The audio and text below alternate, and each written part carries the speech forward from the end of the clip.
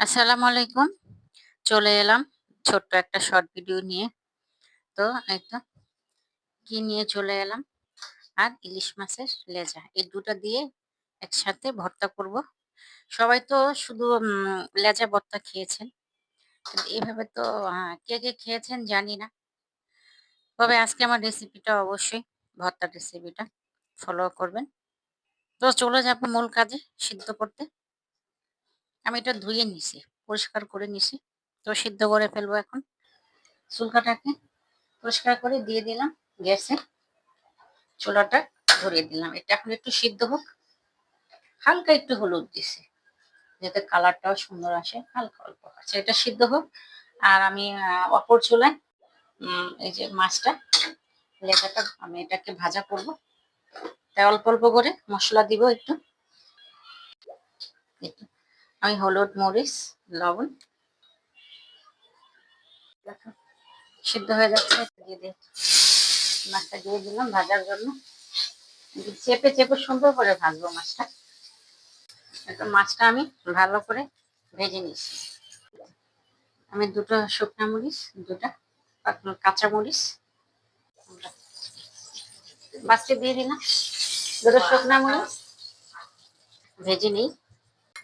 চুলকাটা পানি শুকিয়ে যাচ্ছে। এটাও আমি তেলে ভাজা করে নিব এই চুলায়। এটা ভাজা হয়ে গেছে, উঠায় নিব। উঠায় নিলাম। মরিচ দিয়ে দিব এখানে, কুচি দিয়ে দিলাম। হালকা একটু ভাজা করব, বেশি ভাজা করব না। পেঁয়াজটা নামিয়ে রাখলাম।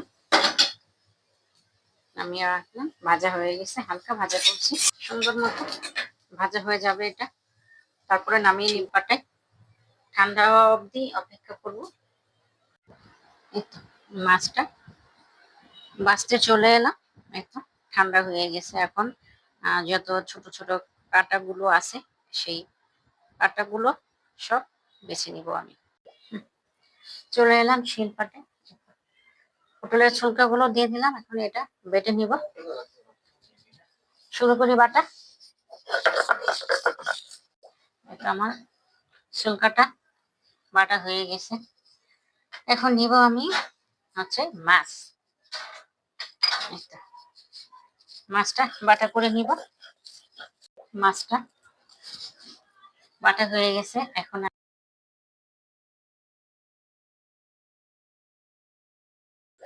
ধনে পাতা আর মরিচটা বাটা হয়ে গেছে। ওই পেঁয়াজটাকে দিয়ে হালকা একটা বাটা নিছি। আমি একসাথে মিশিয়ে নিলাম। দিয়ে দেবো একটু সরিষার তেল। আপনারা যদি এইভাবে কেউ বানিয়ে খান অবশ্যই ভালো লাগবে। আর যদি কেউ ভর্তার রেসিপি চান আরও কোনো, অবশ্যই জানাতে পারেন আপনাদের মতামত। তো ভর্তা মাখতে মাখতে বিদায় নিব। তো অবশ্যই সবাই ভালো থাকবেন। আর এরকম রেসিপি পেতে আমাকে ফলো করবেন। আল্লাহ হাফেজ।